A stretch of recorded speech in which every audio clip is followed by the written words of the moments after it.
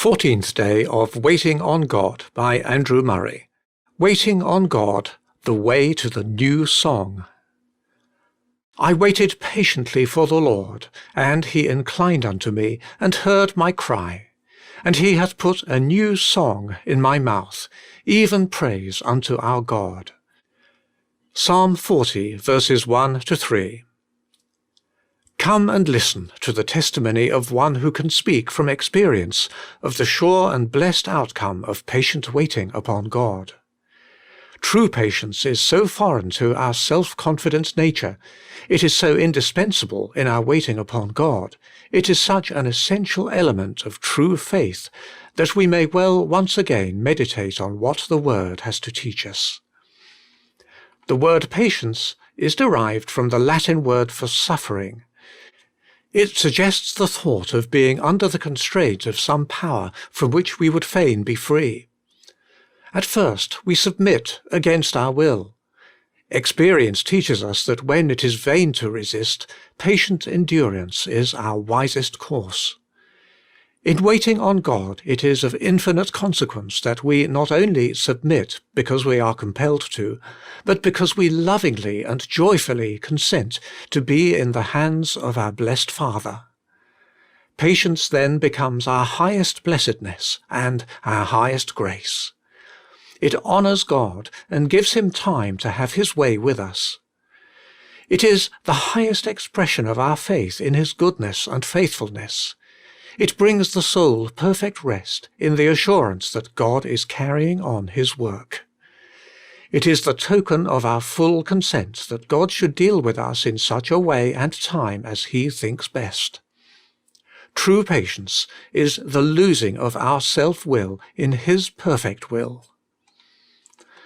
Such patience is needed for the true and full waiting on God. Such patience is the growth and fruit of our first lessons in the school of waiting. To many a one it will appear strange how difficult it is truly to wait upon God. The great stillness of soul before God that sinks into its own helplessness and waits for him to reveal himself.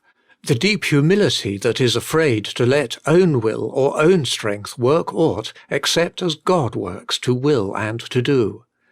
The meekness that is content to be and to know nothing except as God gives his light.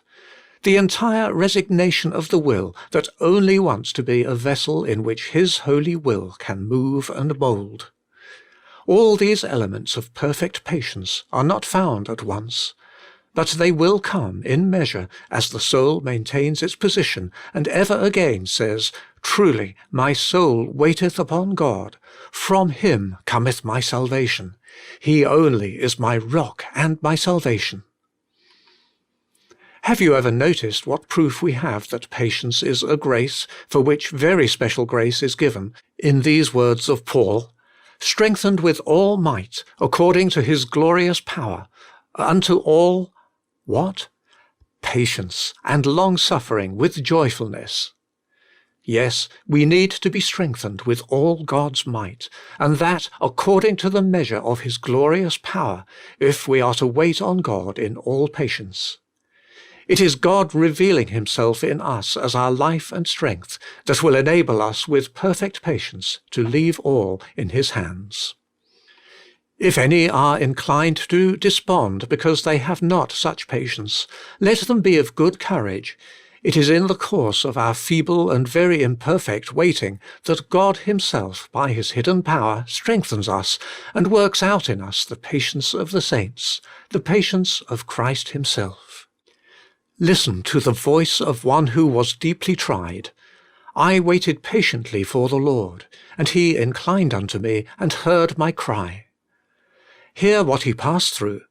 He brought me up also out of an horrible pit, out of the miry clay, and set my feet upon a rock, and established my goings. And he hath put a new song in my mouth, even praise unto our God. Patient waiting upon God brings rich reward. The deliverance is sure. God himself will put a new song into your mouth. O soul, Be not impatient, whether it be in the exercise of prayer and worship that you find it difficult to wait, or in the delay in respect of definite requests, or in the fulfilling of your heart's desire for the revelation of God Himself in a deeper spiritual life. Fear not, but rest in the Lord, and wait patiently for Him.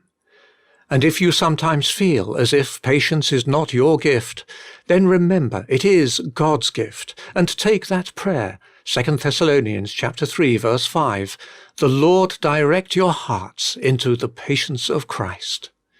Into the patience with which you are to wait on God, He Himself will guide you. My soul, wait thou only upon God. End of 14th day.